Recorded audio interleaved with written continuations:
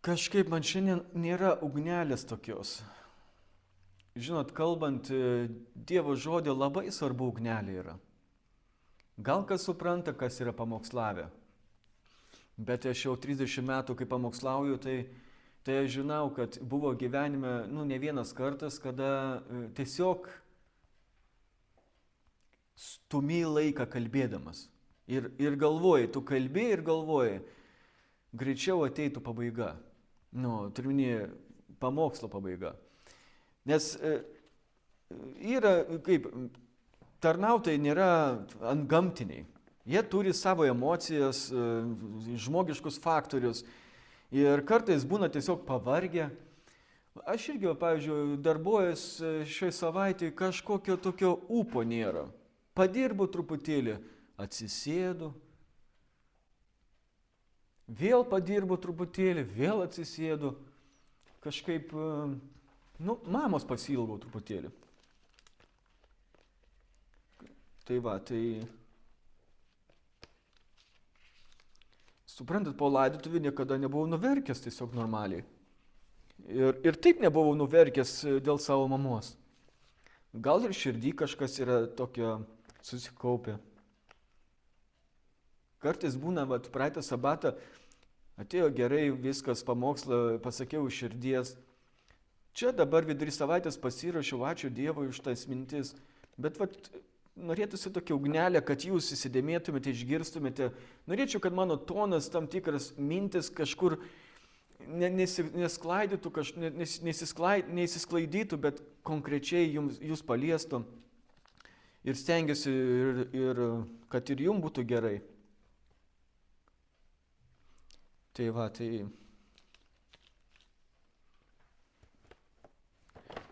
kažkaip tai.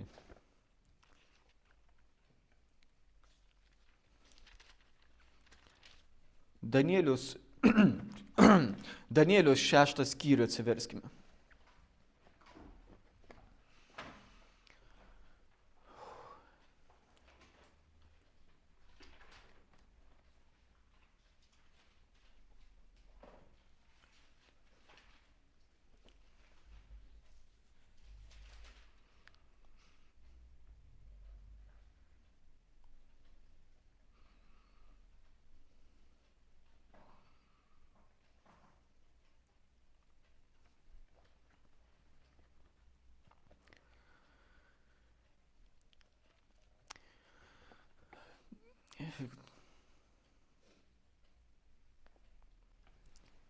Paskaitysiu pirmas 2 eilutes. Darijus Medas gavo karalystę, būdamas maždaug 62 metų. Darijus panorėjo paskirti karalystę 120 satrapų ir skirstyti juos po visą karalystę. Danieliaus 6 skyrius prasideda Darijumi kaip karaliumi, kuris valdė ir buvo paskirtas valdyti Babilono kraštą, patį Babilono miestą, karaliaus, imperatoriaus Kyro. Bet čia antroji eilutė minima yra, kad jis panorėjo paskirti savo karalystėje 120 satrapų. Satrapai, šiek tiek atkreipkime dėmesį į satrapus. Norėčiau supažindinti, kas yra satrapai, kad jūs žinotumėte, su kuo Danielius pranašas turėjo reikalų. Tai nėra šiaip savo žmonės, kurie tiesiog kaip mūsų gatvėje esantis, ar kaimynai tokie, kur mes nelabai patinkam jiems, ar darbovietėje esantis žmonės, kur kabinasi, kurie neturi galbūt aukštą išsilavinimo, galbūt sunkiai gyveno savo šeimoje, turėjo tėvus alkoholikus, ar smurtą patyrė, ar moksluose patyrė patyčias ir, dabar nori įsilieti ir kabinėjasi prie tavęs ir bando kompensuoti savo žemą savivertę ir tą tuštumą užpildyti kažkokiu tai vertinimu. Satrapas netoks. Satrapas tai turintis aukščiausią administracinę, teisinę ir karinę valdžią. Jis buvo atsakingas už mokesčių rinkimą, jis buvo atsakingas už kariuomenės išlaikymą ir jie netgi galėjo kalti monetas. Jie buvo aukščiausi teisėjai. Ir todėl su satrapais buvo pradėta sieti tą tironiją ir demonstratyvę puikybę. Žinoma, tai yra, Saulių, be mokslų, tu negali to pasiekti. Ir satrapai šiandien vadinami vadovai, lyderiai, kurie piknaudžiauja savo valdžią. Eik tu satrapė. Tai yra pas mus toks vienas satrapas. Satrapai tai buvo karalystės saugotojai. Anot graiko istoriko Herodito, Medo-Persų imperija buvo padalinta 20 satrapų. Ir kadangi Darius valdė tik Babilonos imperijos karalystėje, jo valdomoje teritorijoje buvo paskirti 120 satrapų, kurie valdė mažesnės padalintas imperijos dalis. Ir tie visi satrapai buvo pavaldus ministrams, 3 ministrams. Ir kai skaičiau, pratęsiu 3 eilutę, kad jie buvo atsakingi 3 ministrams, o Danielius buvo vienas iš tų ministrų. Taip. Ir paskaitykime toliau nuo 3 eilutės, kad jie buvo atsakingi 3 ministrams, o Danielius buvo vienas iš jų. Satrapai privalėjo jiems atsiskaityti, kad karaliui nebūtų jokios žalos. Greitai Danielius pasižymėjo tarp kitų ministrų ir satrapų, nes buvo apdovanotas nepaprasta dvasia. Karalius ketino paskirti jį valdyti visą karalystę.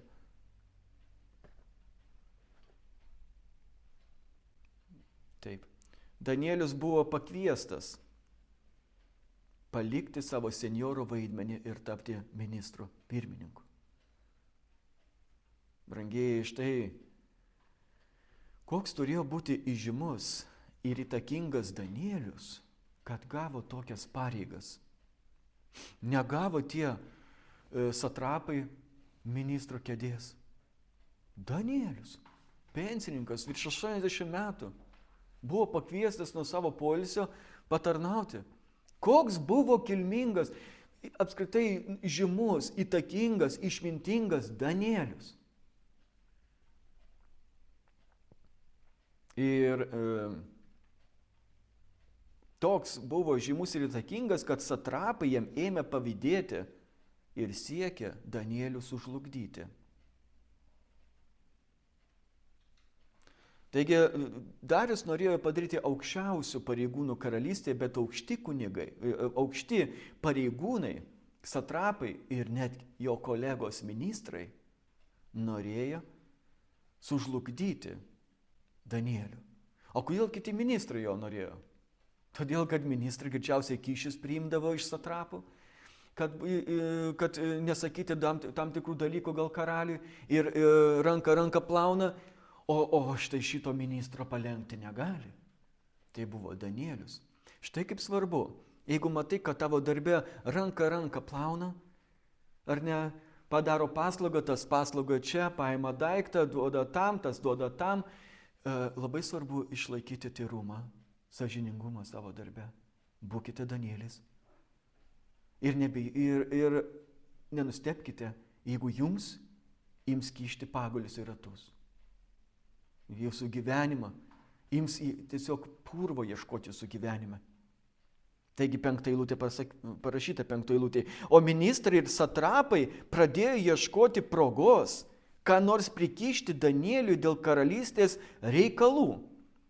Tačiau jie negalėjo rasti jokios priežasties skundui ar priekaištui, nes jis buvo ištikimas ir nebuvo įmanoma jam prikišti jokio apsileidimo, jokio nusikaltimo. Sakykite, kuo remdamisi jie norėjo jam prikišti? Kokį purvą?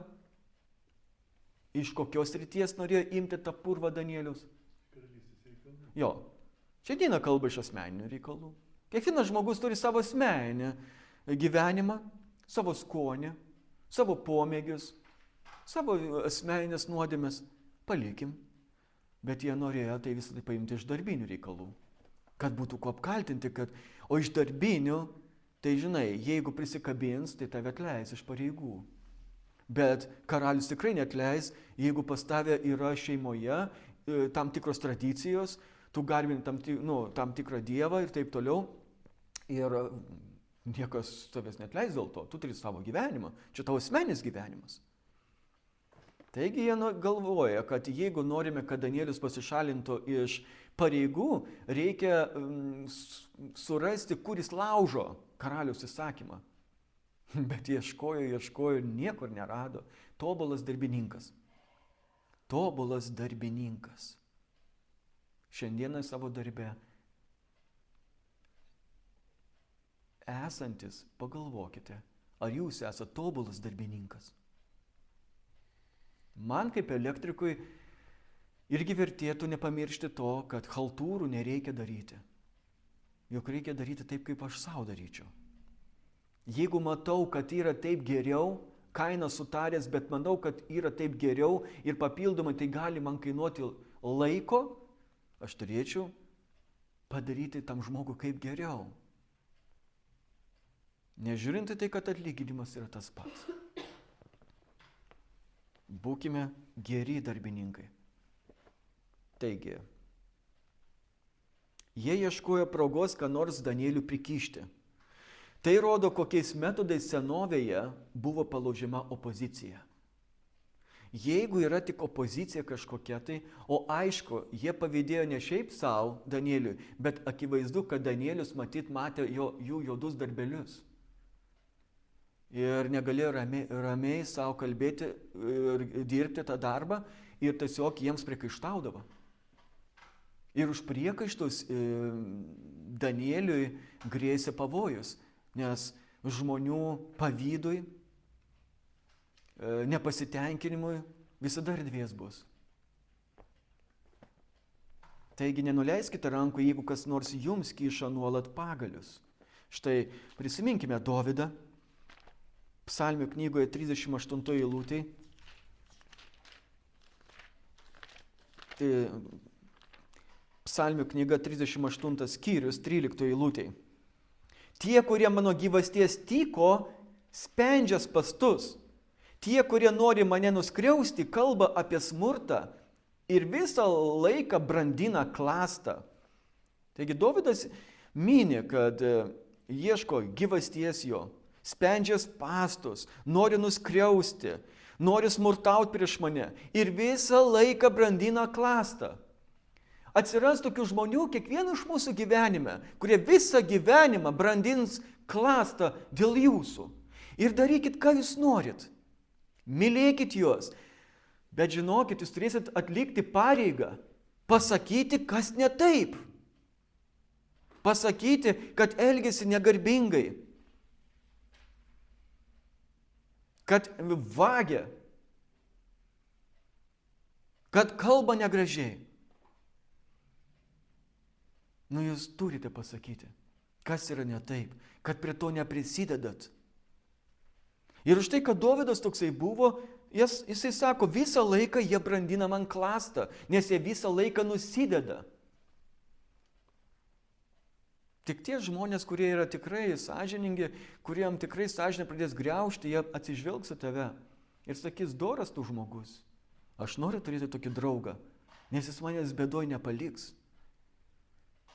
Aš jam patikėsiu svarbiausią dalyką savo gyvenime, pavyzdžiui, aš išvyksiu kur nors ir paprašysiu, prižiūrėk mano draugę, padėk, kom galėsi.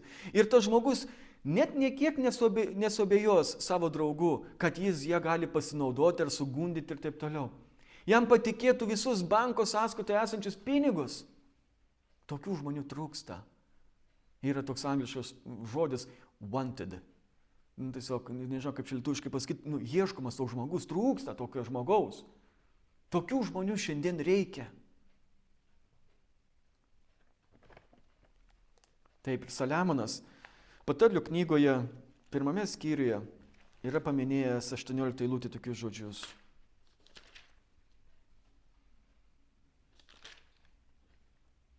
Tačiau jie rengia kruvinas pasalas savo, spendžia spastus savo gyvašiai. Taigi tas, kuris spendžia pasalas savo bendradarbiams, tai jie iš tikrųjų rengia kruvinas pasalas savo. Ateis laikas, kai atsijims nuo mūsų kūrėjų. Brangiai, šėtonas irgi bando prikišti mums. Šėtonas irgi turi pretenziją į kiekvieną iš mūsų. Jis mato kiekvieno iš mūsų gyvenimą. Brangieji, prisiminkite Įstatymo knygoje 34 skyriuje 5 eilutė, kur pasakyta Mozė mirė. Mozė mirė Nebo kalne. Judo laiške 1 skyriuje nuo 8 iki 10 eilutės tam pasakyta, kad Šėtonas bandė prikišti dangaus pasiuntiniui Mozės purvą,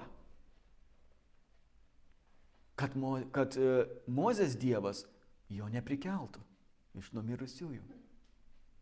Kodėl tu nori dabar prikelti Mozę, jam mirus,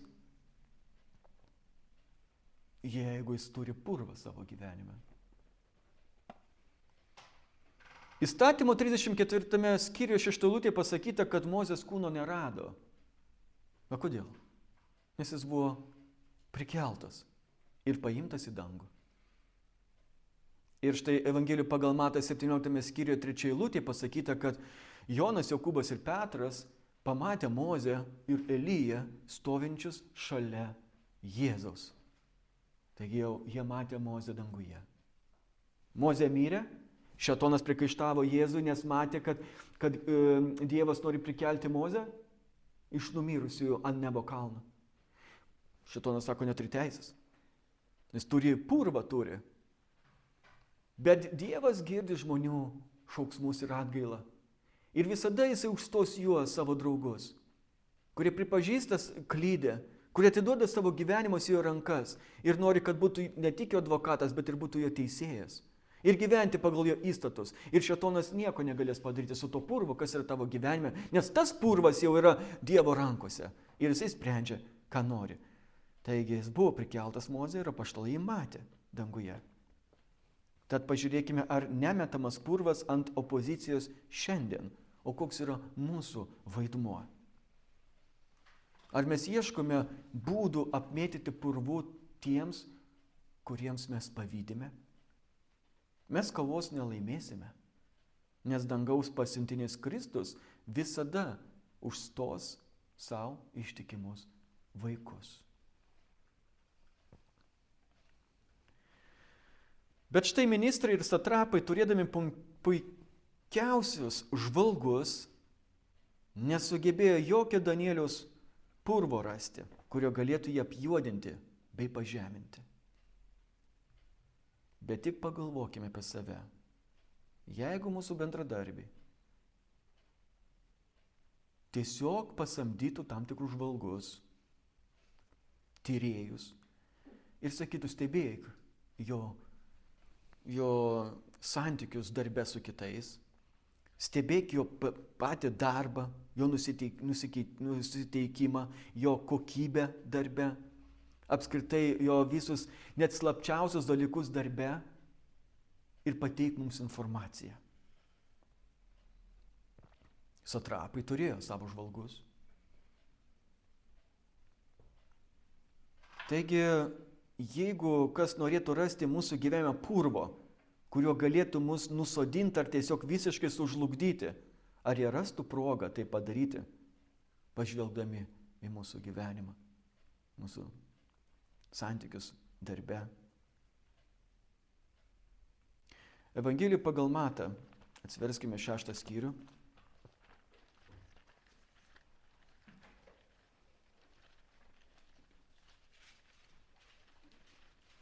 Evangelija pagal Matą 6 skyrius, nuo 22 iki 23 eilutės.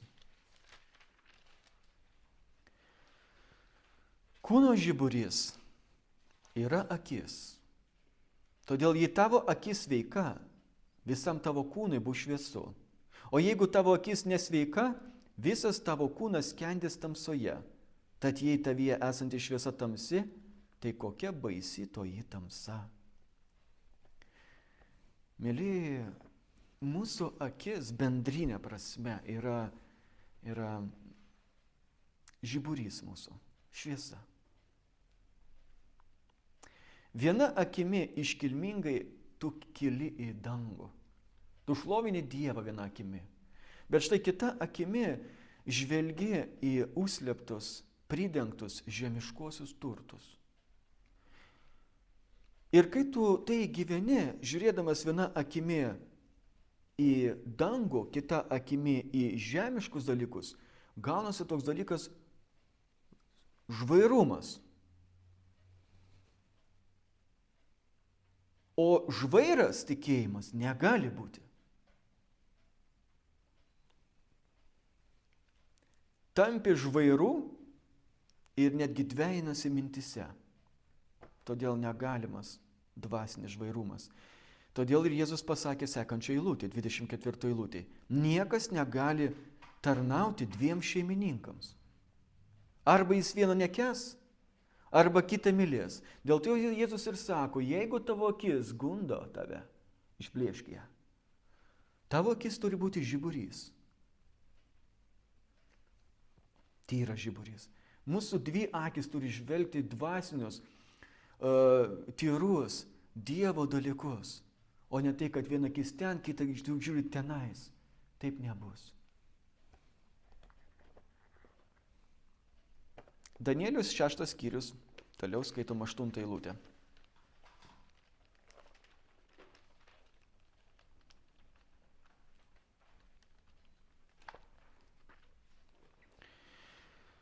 Visi karalystės ministrai, seniūnai ir satrapai, patarėjai ir valdytojai sutarė, jog turėtų būti paskelbtas ir griežtai vykdomas toks karaliaus įsakas.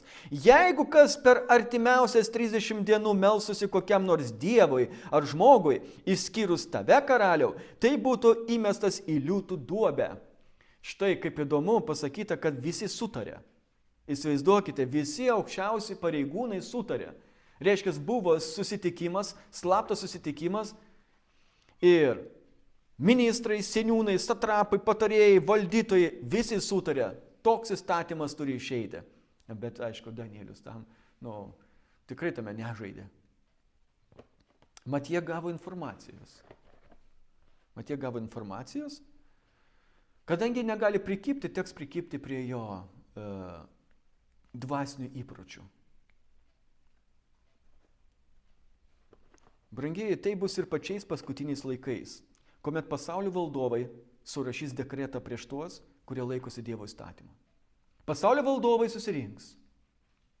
Ne veltui jūs girdite G7, G8, G20, tai yra galingiausių pasaulio valstybių lyderiai renkas ir šnekas ir tu nesužinosi iki galo, ką ten šnekėjosi. Tu tik sužinosi tai, kas bus paskelbta per žinias, oficialiai ir viskas. Bet štai dekretas yra ruošiamas. Ir jisai bus paskelbtas dekretas. Prieš tuos, kurie laikosi Dievo įstatymo, surašyto Mozės įstatymo knygoje, ne katekizme.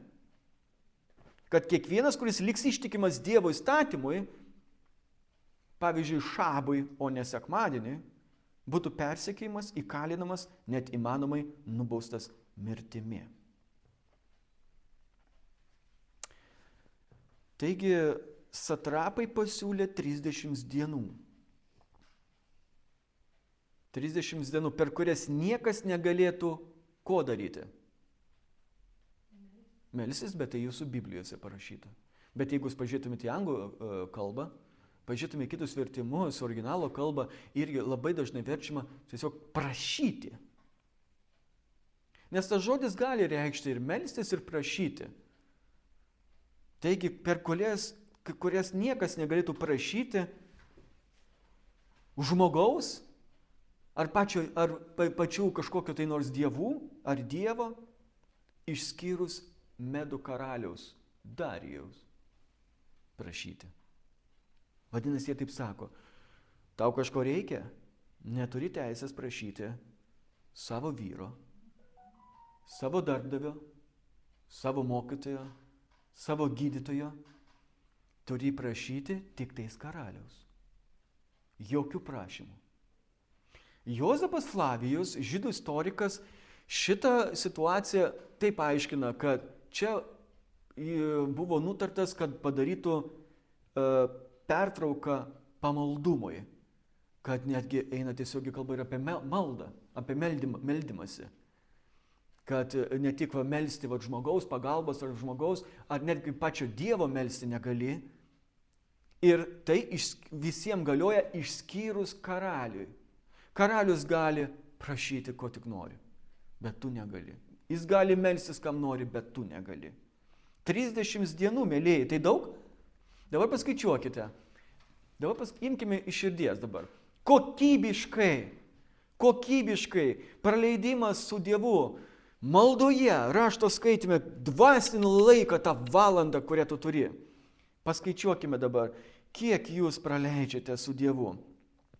Brangieji, jeigu jūs kas šabą tik tais čia rimtai su Dievu pabendraujate, tai tas įsakymas jums būtų kažkur tai 3 metams. 3 metus nebendrausi su savo Dievu. 3 metams, jeigu kas šabą tu bendrauji. Gerai, bet tu gali pasakyti, gerai, aš tiesiog ne kas savaitę, bet vieną kartą per dieną aš bendrauju su Dievu. Tai reiškia, tau pertrauka turėtų būti 5 mėnesiai. Reiškia, satrapas sakytų, jog 5 mėnesius tu nebendrausi, kai tu vieną kartą per dieną bendrauji, tai 5 mėnesius. O tu sakai, aš 2 kartus per dieną kokybiškai su Dievu laiką praleidžiu, tuomet satrapas sakytų 2,5 mėnesio. Bet kadangi Danielius 3 kartus per dieną kokybiškai su Dievu bendravo, jam tai kainavo tik 30 dienų. Todėl nuo tavo santykio su Dievu priklausė, kokią tau pertrauką skirtų. Bet matote, kaip Danielius, koks ištvermingas buvo, 30, tai yra 3 kartus per dieną. Tai daug reiškia Danieliui susilaikyti nuo 150 maldų bendravimo su Dievu. Danielius 3 kartus meldėsi per dieną, 30 dienų. Tai paskaičiuokite.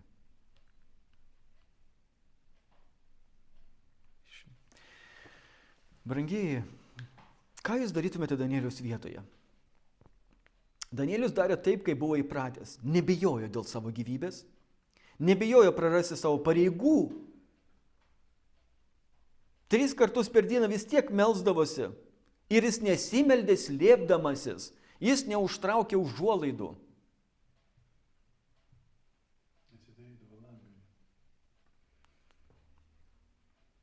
Nes labiau klausė Dievo ir elgėsi iš meilės Dievui, o ne kad laikytųsi tam prieštaraujančiam įsakymui. Ir štai norėčiau jums pasakyti tokią vieną įdomią detalę, ką reikėtų pastebėti, brangiai. Aš irgi apmastydamas tą skyrių, kai skaičiau, apgalvojau. Danieliaus 3 skyriuje kas nukentėjo dėl savo tikėjimo?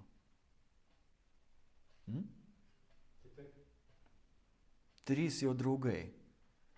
O kur Danielius? Danielius tame nebuvo. Išvengė išbandymo. Ir mes kartais galvojame, šitam nepasisekė. Šitas dėl tikėjimo buvo iš jo tyčiojamasi ir taip toliau. Šitas sunkiai labai sirgo ir reikėjo rodyti savo tikėjimą, panešti savo skausmą. Man dar gerai yra. Mano tikrai gerai. Manote, Danielius, Dievas nenorėjo ir Danielius išbandyti? Nežinau, kur tuo metu jisai buvo, ar susirgęs buvo, ar karalius Nebukadnecaras II išsiuntė jį toli kažkur, žinodamas, kad Danielius nepagarbins tos statulos 3 skyriuje. Bet neišvengsime, mėlieji, akistatos su išbandymu, kuris gali reikšti mirti arba gyventi. Neišvengsime. Todėl, kad Danieliui atėjo 6 skyriaus laikai, ir jam grėsė liūtų duobė. O kur jo draugai?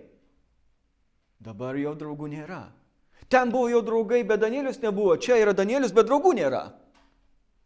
Kiekvienas būsim išbandytas. Ne vienas neliks neišbandytas tikėjimo kelyje mirtinų išbandymų. Todėl jei manai, kad pavyko išvengti akistatos su mirtimi dėl savo tikėjimo, tai akistata vis tiek nutiks. Danielius namai paprastai buvo ant aukšto. Tai buvo viršutinė dalis jo, ant pačio stogo jo buvo namai. Buvo platus langai. Danielius 3 kartus meldėsi Jeruzalės link. Tai va kažkur į tą pusę ir yra, va, kur tie langai, Jeruzalė. Kodėl jis taip buvo nusprendęs melstis? Galit pasakyti, kodėl jis taip nusprendė melstis į Jeruzalės pusę? Ilgesys, manai, ne? O jeigu jis ne iš ten kilęs, gal jis iš kitos pusės, ten toliau. Jis skaitė šventuosius raštus. Jis skaitė ir apie Dovydo sūnų Saliamoną. Ir štai atkreipė dėmesį į vieną tekstą, kurį užrašė Saliamonas ir pasakė Saliamonas. Tai buvo to 1 Karalių knyga, 8 skyrius, 35 eilutė. Ir tuo jis vadovavosi, melsdamasis, atsisukęs į Jeruzalę. Atsiminkite tą tekstą. 1 Karalių 8:35. Ir štai kas parašyta. Saliamonas sako, kai dangus bus uždarytas ir nebus lietaus, nes jie bus prieš tave nusidėję. Jei jie melsis šitos vietos link, jis kalba Jeruzalėje. Sako, jeigu jie melsis šitos vietos link Jeruzalės melsis, išpažins tavo vardą ir nusigręš nuo savo nuodėmės, kai juos kamuosi. Taigi, Saliamonas kviečia, kad, sako, jie nusižengs, taip, prisidarys nesąmonių, taip, bet jeigu jie melsis šios vietos link, tai tu jiems padėsi. Danielius prasivėrė langus ir Jeruzalės link meldėsi. Juk jisai buvo tremtyje. Jo ištremta jo buvo draugai visi izraelitai. Ir jisai atsigręžęs į Jeruzalę ir meldė Dievo pasigailėjimo. Dievo žodžių įsipildymo, kas sugrąžins Dievą savo tautą. Jis meldė, nuodėmės išpažino. Jis elgėsi, kaip sakė Saliamonas. Eliezeras ir Saliamonas melsdamiesi stovėjo. Danielius kaip Ezra, Jėzus, Stepanas, Paulius, jie labiau puldavo ant kelių. Kokia jūsų yra praktika? Ant kelių? Ar atsistoja, ar atsisėdė, ar atsigulė meldžiatis? Danieliui tai kainavo mirties nuosprendį, mylėjai. Nors karalius suprato, kad buvo apgautas, nes Danielius buvo jo kaip draugas, bet jis negalėjo panaikinti Medo Persų įstatymo. Tad jis be galo kankinosi savo sąžinėje. Štai atsiverskime vėl Danieliaus knygą, 6 skyrius, 17 eilutė. Paskaitykime. Tuomet karaliaus įsakymu Danielius buvo atvestas ir įmestas į liūtų duobę. Karalius tarė Danieliui, Dievas, kuriam tu taip ištikimai tarnauji, tai išgelbsti tave. Duobė tikriausiai buvo po žeme. Tai buvo anga, tai įsivaizduokit toks kaip šulinys. Anga, didesnė gal anga. Danielių įmetė pro tą angą, uždengė plokščiu akmeniu ir užanspaudavo. Tie patys satrapai visi tenais ministrai užanspaudavo karaliaus žiedo antspaudu, tam, kad niekas nebandytų išgelbėti jo, net pats karalius. Nes jeigu bus neužanspauduotas, karalius gali sugalvoti, galvoja, ai naktį ateis, ištrauks, žinai, arba išgelbės ant kažką sugalvos. Ne. Tiesiog niekas neturi teisės eiti. Tai yra beviltiškumo situacija. Jūs įsivaizduokite, įmeta liūtams, kurie nebuvo šerti. Mėsa jau nemažai laiko. Ir dabar metai. Jį įmetė ir uždėjo akmenį.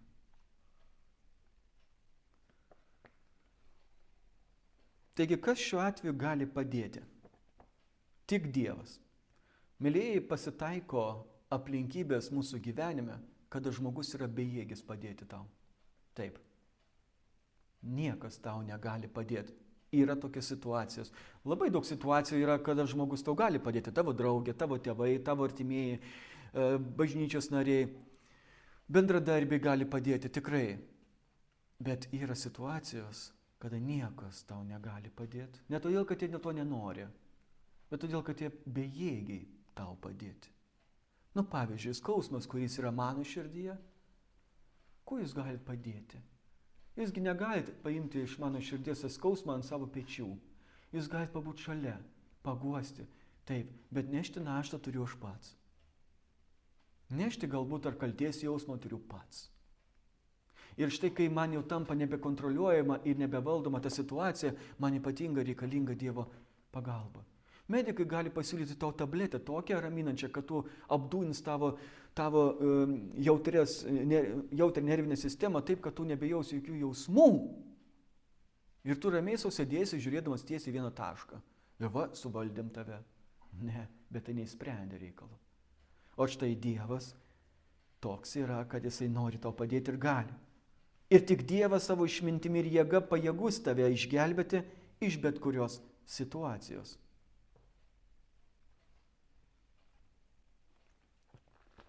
Įstatymo knygoje jūs galite tiesiog paklausyti. 33 skyrius yra toks žodis 33:26.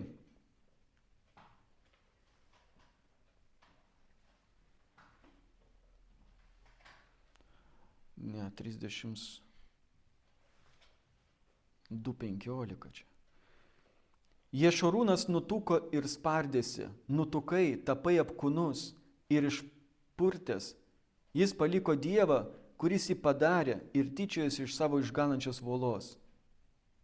Ne, čia ne ta vieta. Kas čia yra? 33:26.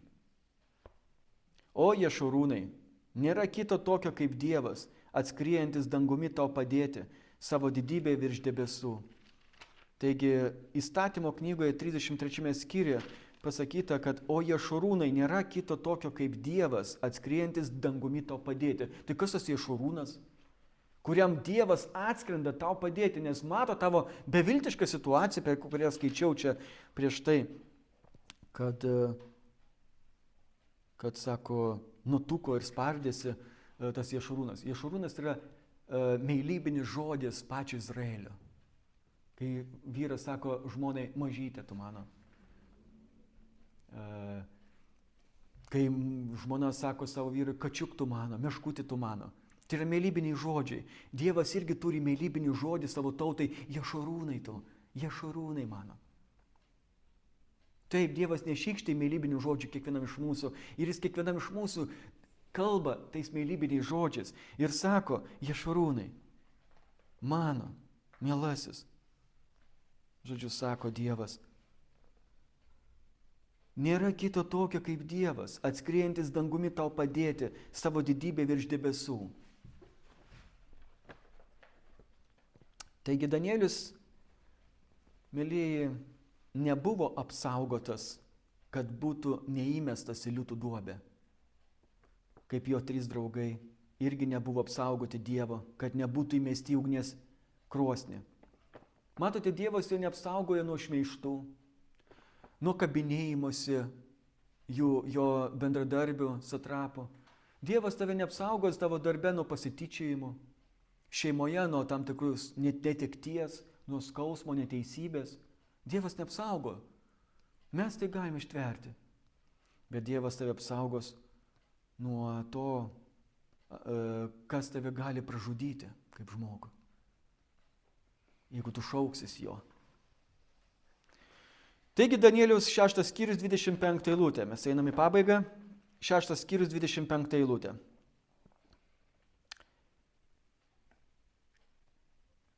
Karalius įsakė, kad būtų atvesti tie vyrai, kurie apšmeižė Danielių ir įmesti į liūtų duobę jie, jų vaikai ir žmonos. Jiems net nepasiekus duobės dugno, liūtai griebė juos ir sutriušino visus jų kaulus. Taigi istorija byloja, kad Danielius stebuklingų būdu buvo Dievo išgelbėtas. Liūtai liko be pietų. Ne todėl, kad jie to nenorėjo, o štai todėl, kad Dievas tai norėjo. Kad jie palauktų truputėlį, nes vakarienė jiems bus, ar pusryčių, nežinau kas ten bus, bet bus toj parūpinta.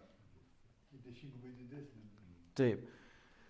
Taigi, kas nutiko tiems vyrams, kurie apšmeižė Danielių? Jie su savo žmonomis ir vaikais buvo įmesti į liūtų duobę. Neįsigaskit labai, bet tokia buvo kultūra, kad jeigu tu apgauni karalių, dar kažką, tai mirsi tu, tavo žmona ir tavo vaikai, visa tavo giminė, šeima.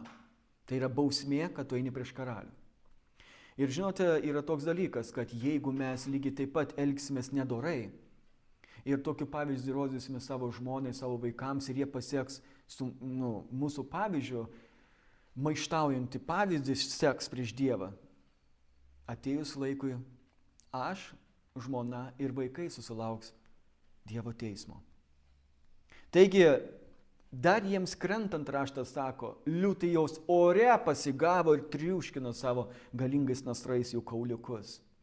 Koks baisus likimas laukia tų, kurie eina prieš Dievą ir jo žmonės. Taigi, mėlyjei, kokį likimą jūs renkatės? Taip, jūs gerai išgirdote, jūs renkatės likimą. Ar jūs renkatės tokį likimą, kad būtų sutriuškinti visi jūsų kaulai? Ar jūs renkatės tokį likimą, kas pasakyta apie Danielių, jiems sekėsi toliau gerai? Šią istoriją pasakoja tėvai vaikams, kuriami multfilmai yra, vaidybiniai filmai. Šią istoriją labai lengvai yra pasakoti, įdomiausia suvaidinti krikščioniškose stovyklose. Šią istoriją lengviausia ir įdomiausia skaityti Biblijoje, nes jinai yra kaip suvirškinta, viskas aiškiai pateikta. Bet ar manote, kad Danieliui buvo lengva? Iki tol, kol Dievas paliepė liūtams neprasižioti ir nagus paslėpti nuo Danieliaus? Danielius atrodė esas vertas ištverti mirtinus spąstus. Dievas jį išgelbėjo, kad ateities kartos pasimokytų iš šios istorijos ir gyventų taip, kaip gyveno Danielius. Tikėtų taip, kaip tikėjo Danielius. Dievas nesakė, kad krikščioniškas kelias yra lengvas. Bet jis niekada nesakė, kad krikščionys yra beviltiški. Priešingai, jie vieninteliai turi vilties, kol yra ištikimi Dievui, taip, kaip buvo ištikimas pranašas Danielius. Ir štai pagrindinis klausimas, kurį norėčiau užbaigiant užduoti jums ir atsakant į jį, toks. Kaip Danieliui pavyko išgyventi tokius baisius sunkumus?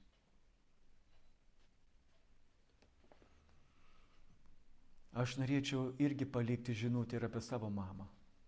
Kaip jai pavyko išgyventi tos 14 metų, sergant tokia sunkia liga. Jau netekau jos jau 10 dienų. Kaip 10 dienų jos netekau. Bet kaip jai pavyko? Ir aš norėčiau jums pasakyti, kaip pavyko. Ir kaip Danieliui pavyko pranašui išgyventi sunkumus. Ir kaip jums gali pavykti. 1957 metais, tai yra tais metais, kai mano mama gimė, Harvarde kurtas Richteris darė eksperimentą su 3 žiurkėmis. Jis pripylė 3 skirtingas talpas vandeniu ir į tas talpas įmetė po žiurkę. Bet jos niekaip negalėjo iš jos išlipti. Ir jisai stebėjo, ką jos darys. Mylėjai, bandė kažkaip išgyventi, plūduriuoti, plaukti, tenais įsigelbėti, bet nėra vilties. Ir 15 minučių praėjo. Po 15 minučių vidutiniškai ėmė jau leisti savo tos letenėlės ir jau skęsti, viskas jau skęsti. Ir tada tas Richteris, mokslininkas, ėmė ir paėmė jas. Nusausino jas. Davė joms pailsėti. Tada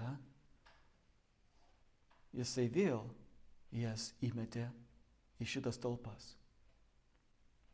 Kaip jūs galvojate?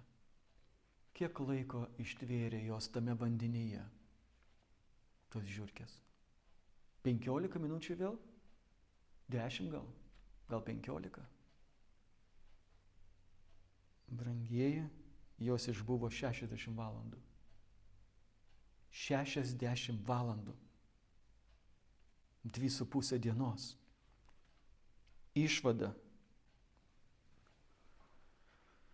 Žiurkės tikėjo, kad jos bus išgelbėtos ir tai motyvavo jas išlaikyti tą išbandymą tolimesnį. Mano mama, kai sužinojo, kad serga tam tikra kepenų liga, Jai buvo be galo labai sunku. Bet buvo toks momentas, kada ta liga buvo pristabdyta, kaip ir išgydyta. Ir jai tai labai stipriai motyvavo, kol pasirodė kitas simptomas, neigiamas simptomas. Ir gavosi taip, kad mano mamai pasidarė tokia viltis, kad jinai praėjo tai ir kad kažkas jai padėjo, maldos padėjo, medikamentai padėjo ir ją pakėlė ant kojų. Ir dabar nutiko dar vėl tas pats išbandymas su ta pačia lyga, tik kitas sritis tam tikra. Ir dabar jai lengviau buvo prakęsti, nes jinai žinojo, kad jai Dievas padės, medikamentai padės, gydytojų rekomendacijos padės, artimųjų palaikymas padės. Ir taip jinai išgyveno 10 metų papildomai. Tai yra vilties galios testas. Mėlyjeji, štai kodėl Danielius buvo ištvermingas liūtų duobėje, todėl kad iki tol jisai praėjo nemažai išbandymų ir žinojo, kad Dievas jo pasirūpins. Viltis, kad tu žinai, kad tavim pasirūpins, jinai tau duoda jėgų ištverti bet kokį sunkumą. Nepraraskite vilties. Pagrindinė Dievo žinia. Nepraraskite vilties. Amen.